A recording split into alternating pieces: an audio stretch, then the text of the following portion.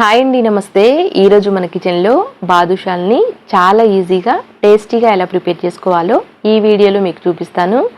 జనరల్గా బాదుషాని మైదా పిండితో చేస్తారు కదండి.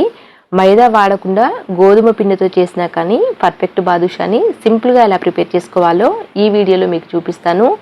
ఇక్కడ మీకు వీడియోలో చూస్తే అర్థమవుతుంది కదా బాదుషా ఎంత పర్ఫెక్ట్గా వచ్చిందో.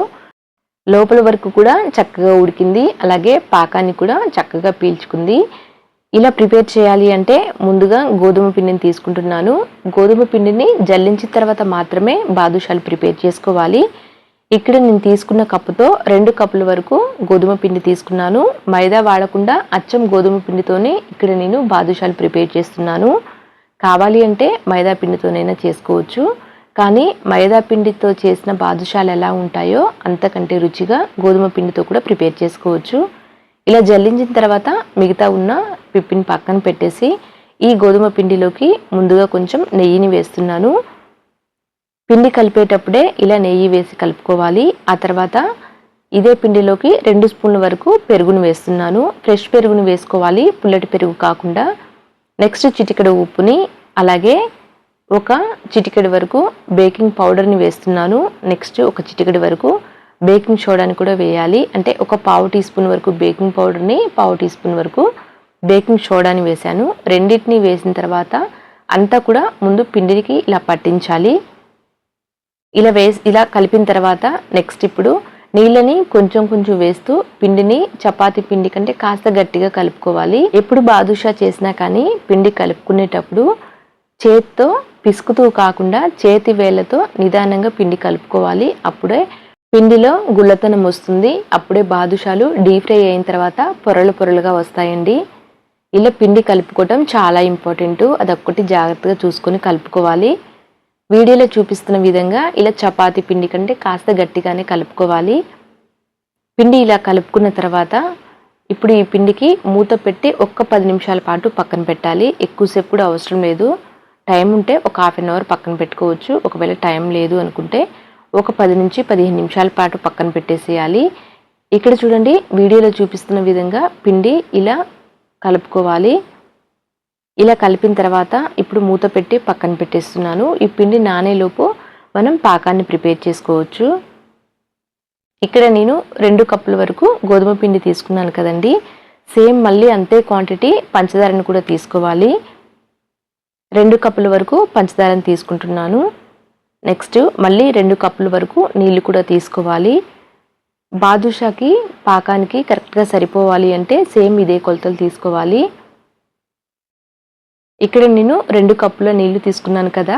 కావాలి అంటే ఒక 1/2 కప్పు తగ్గించైనా తీసుకోవచ్చు, స్వీట్ ఎక్కువ కావాలి అనుకుంటే. ఇలా కలుపుకుంటూ పాకాన్ని ముందు కరిగించాలి. పాకం కరిగిన తర్వాత హై ఫ్లేమ్లో పెట్టి ఒక్క 2-3 నిమిషాల పాటు ఉడికించాము అంటే పాకం ప్రిపేర్ అవుతుంది. ఇక్కడ మనం బాదుషాకి ప్రిపేర్ చేసే పాకం మరి తీగ పాకం లాగా ప్రిపేర్ చేయొద్దండి. గులాబ్ జామున్కి ఎలా అయితే ప్రిపేర్ చేస్తామో అలా ఉండాలి పాకం. తీగ పాకం ఒకవేళ వచ్చింది అంటే బాదుషాలు పాకాన్ని సరిగా పీల్చుకోవు. కాబట్టి అదొక్కటి జాగ్రత్తగా చూసుకోవాలి. ఇక్కడ నేను ఒక చిటికెడు వరకు కుంకుమ పూరేకుల్ని, అలాగే మంచి ఫ్లేవర్ కోసం ఇలాచి పొడి కూడా వేశాను. ఇలా వేసేసి అంతా కూడా కలిపి ఒక 3-4 నిమిషాల పాటు ఉడికించిన తర్వాత చేతి వేళ్ళతో పట్టుకొని చూస్తే చేతికి స్టిక్కీగా అంటుకుంటూ ఉండాలి. అలా వస్తే సరిపోతుంది పాకం. మరీ తీగ పాకం వచ్చే వరకు ఉంచాము అంటే బాదుషాలు పాకాన్ని పీల్చుకోవండి. కాబట్టి ఇలా పట్టుకొని చూస్తే చేతి వేళ్ళకి స్టిక్కీగా అంటుకుంటూ ఉండాలి. అప్పుడు స్టవ్ ఆఫ్ చేసేసి పక్కకు దించేయాలి. ఇలా స్టవ్ ఆఫ్ చేసిన తర్వాత కాస్త నిమ్మరసం పిండేసి ఒకసారి కలిపి మూత పెట్టి పక్కన పెట్టేసేయాలి. అలా చేయటం వల్ల పాకం గట్టి పడకుండా ఉంటుంది. ఈ పాకం ప్రిపేర్ అయ్యేలోపు పిండి కూడా చక్కగా నాని ఉంటుంది. ఇక్కడ చూడండి, ఇలా నానిన పిండిని మరొకసారి పైన మాత్రమే కలుపుకోవాలి. గట్టిగా పిసుకుతూ కాకుండా నిదానంగా ఇలా కలుపుకున్న తర్వాత ఒకసారి పిండి చూపిస్తున్నాను చూడండి. ఇలా లోపల వరకు చక్కగా లేయర్స్గా ఉండాలి. అప్పుడే బాదుషాలు ప్రిపేర్ అయిన తర్వాత లోపల వరకు పొరలు పొరలుగా ఉంటాయి. పాకం చక్కగా పీల్చేస్తాయి. ఇలా పిండి ముద్దను తీసుకొని గట్టిగా ప్రెస్ చేయకుండా జస్ట్ పైన ప్రెస్ చేసేసి ఇలా హోల్ చేసేయాలి. ఇలా 2 వైపులా కూడా బాదుషాని ఇలా హోల్ చేయాలి. ఎందుకంటే డీప్ ఫ్రై అయిన తర్వాత సరిగా ఉండదు కాబట్టి ముందుగానే 2 వైపులా ఇలా రంధ్రం చేసేసి పక్కన పెట్టుకోవాలి. అన్నిటిని కూడా ఇలానే ప్రిపేర్ చేసి ఒక ప్లేట్లోకి తీసుకుంటున్నాను. ఇక్కడ నేను మొదటి వాయికి సరిపడినన్ని తీసుకుంటున్నాను. నూనెలో మరీ ఎక్కువ వేసి డీప్ ఫ్రై చేసినా కానీ సరిగా వేగవండి. కాబట్టి నూనెకి తగినన్ని మాత్రమే ఇలా ప్రిపేర్ చేసి ఒక ప్లేట్లోకి తీసుకుని మళ్ళీ రెండవ వాయి డీప్ ఫ్రై చేసేటప్పుడు నిదానంగా మళ్ళీ ప్రిపేర్ చేసుకోవచ్చు. అంటే మొదటి వాయి వేసి డీప్ ఫ్రై చేసేటప్పుడు రెండవ వాయికి సరిపడినన్ని ప్రిపేర్ చేసి ప్లేట్లోకి తీసుకోవచ్చు. ఇక్కడ నేను మొదటి వాయికి సరిపడినన్ని ప్రిపేర్ చేసి ఒక ప్లేట్లోకి తీసుకున్నాను. చూడండి, చూసారు కదండి. మరీ పెద్దగా కానీ అలా అని చిన్నగా కానీ ప్రిపేర్ చేయొద్దు. మరీ పెద్దగా ప్రిపేర్ చేసినా కానీ సరిగా డీప్ ఫ్రై అవ్వండి. కాబట్టి ఇక్కడ నేను మీడియంగా ఉండేటట్లు బాదుషాల్ని ప్రిపేర్ చేస్తున్నాను. అన్నీ కూడా ఒక ప్లేట్లోకి తీసుకున్నాను. చూడండి, ఇప్పుడు స్టవ్ మీద నూనె పెట్టి నూనె గోరువెచ్చగా చేయాలి. మరీ వేడిగా చేయొద్దు. మరీ వేడిగా చేసినా కానీ పైన కలర్ వస్తాయి కానీ లోపల సరిగా ఫ్రై అవ్వండి. నూనెలో ఇలా వేలు పెట్టి చూస్తే గోరువెచ్చగా ఉండాలి. అప్పుడు ఇలా నూనెకి సరిపడినన్ని వేసేసి నిదానంగా లో ఫ్లేమ్లో పెట్టి మాత్రమే డీప్ ఫ్రై చేయాలి. బాదుషాల్ని ఫ్రై చేయటం చాలా ఇంపార్టెంట్ అండి. పిండి ఎంత బాగా కలుపుకుంటామో అదే విధంగా బాదుషాల్ని కూడా నిదానంగా లో ఫ్లేమ్లో పెట్టి మాత్రమే కాస్త కలర్ చేంజ్ అయ్యే వరకు డీప్ ఫ్రై చేయాలి. ఏ మాత్రం మంట పెంచి డీప్ ఫ్రై చేసినా కానీ బాదుషాలు ఫ్రై అయిన తర్వాత చాలా గట్టిగా వస్తాయి. అందులో మనం గోధుమ పిండితో చేస్తున్నాం కాబట్టి ఎక్కువ మంట పెట్టి చేసాము అంటే మరీ గట్టిగా వస్తాయి. కాబట్టి వాటంతటకవే ఇలా పైకి వచ్చిన తర్వాత నిదానంగా రెండో వైపు టర్న్ చేసేసి లో ఫ్లేమ్లోనే మరికొద్దిసేపు అంటే కాస్త కలర్ చేంజ్ అయ్యే వరకు డీప్ ఫ్రై చేయాలి. అప్పుడే బాదుషాలు ప్రిపేర్ అయిన తర్వాత చాలా రుచిగా ఉంటాయి. ఏమాత్రం మంట ఎక్కువ పెట్టి అస్సలు ప్రిపేర్ చేయొద్దండి. నిదానంగానే లో ఫ్లేమ్లో పెట్టి మాత్రమే ప్రిపేర్ చేయాలి. బాదుషా పిండి ఎంత బాగా కలుపుకున్నా కానీ ఫ్రై చేయటం కూడా అంతే ఇంపార్టెంట్. ఏమాత్రం కాస్త మంట పెంచి చేసినా కానీ ఇవి అస్సలు బాగోవండి. అది మాత్రం చాలా గుర్తుంచుకోవాలి. ఇక్కడ చూడండి, నిదానంగా రెండు వైపులా కూడా కాస్త కలర్ చేంజ్ అయ్యే వరకు డీప్ ఫ్రై చేసేసి ఇప్పుడు వీటిని పక్కకు తీసేస్తున్నాను.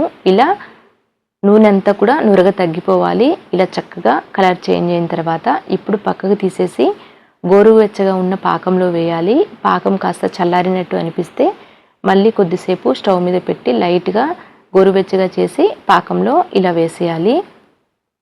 పాకంలో వేసి ఎక్కువసేపు ఉంచాము అంటే బాదుషాలు మెత్తగా అవుతాయి. కాబట్టి ఎక్కువసేపు పాకంలో ఉంచొద్దు. జస్ట్ 1 నిమిషం పాటు ఉంచి రెండు వైపులా పాకాన్ని పట్టించి పక్కకు తీసేయాలి. ఒకవేళ మెత్తగా కావాలి అంటే కొంచెం ఎక్కువసేపు అయినా ఉంచుకోవచ్చు. ఇక్కడ నేను పైన క్రిస్పీగా లోపల మెత్తగా ఉండేటట్లు ప్రిపేర్ చేస్తున్నాను కాబట్టి జస్ట్ 1 నిమిషం పాటు పాకంలో ఉంచి రెండు వైపులా పాకాన్ని పట్టించి ఇలా పక్కకు తీసేస్తున్నాను. మళ్ళీ ఈ పాకం గట్టిపడిపోకుండా మూత పెట్టి పక్కన పెట్టేసేయాలి. చూశారు కదా ఎంత బాగా పాకాన్ని పీల్చాయో. నెక్స్ట్ ఇప్పుడు మళ్ళీ రెండవ వాయిని కూడా వేసానండి. రెండవ వాయి కూడా చక్కగా డీప్ ఫ్రై అయిన తర్వాత వీటిని కూడా పక్కకు తీసేయాలి. అయితే రెండవ వాయి వేసేటప్పుడు స్టవ్ ఆఫ్ చేసేయాలి. స్టవ్ ఆఫ్ చేసి నూనె అంతా కూడా పూర్తిగా చల్లారే వరకు కొద్దిసేపు వెయిట్ చేసి ఆ తర్వాత మాత్రమే వేయాలి. ఇది కూడా చాలా ఇంపార్టెంట్. నూనె వేడిగా ఉన్నప్పుడు వేసాము అంటే పైన కలర్ వస్తాయి కానీ లోపల మాత్రం సరిగా వేగవండి. ఇక్కడ మీకు వీడియోలో చూస్తే అర్థమవుతుంది కదా, నిదానంగా వేగితేనే ఇలా బాదుషాకి పైన పొరలు పొరలుగా వస్తాయి. కాబట్టి రెండవ వాయి వేసేటప్పుడైనా మూడవ వాయి వేసేటప్పుడైనా నూనె పూర్తిగా చల్లారిన తర్వాత చెక్ చేయాలి. గోరువెచ్చగా ఉందో లేదో. గోరువెచ్చగా ఉంది అనుకుంటే అప్పుడు బాదుషాలు వేసి డీప్ ఫ్రై చేయాలి. ఇలా ఈ బాదుషాలను కూడా మళ్ళీ 1 నిమిషం పాటు ఉంచి రెండు వైపులా పాకాన్ని పట్టించి పక్కకు తీసేస్తున్నాను. మరొక వాయి బాదుషాలు ఉన్నాయండి. 3 వాయిలకి కరెక్ట్గా సరిపోయింది పాకం. పాకం ఎక్కువ కానీ తక్కువ కానీ పడలేదు. అన్నీ కూడా ప్రిపేర్ చేసి ఇలా ప్లేట్లోకి తీసుకుంటున్నాను. చూశారు కదా బాదుషాలు ఎంత బాగా వచ్చాయో. లోపల వరకు కూడా పాకాన్ని పీల్చుకొని చాలా జ్యూసీగా ఉన్నాయండి. ఇక్కడ మనం గోధుమ పిండితో చేసాం కదండి. గోధుమ పిండితో చేసినా కానీ చాలా రుచిగా పర్ఫెక్ట్గా వచ్చాయి. అంతే అండి. Thank you for watching.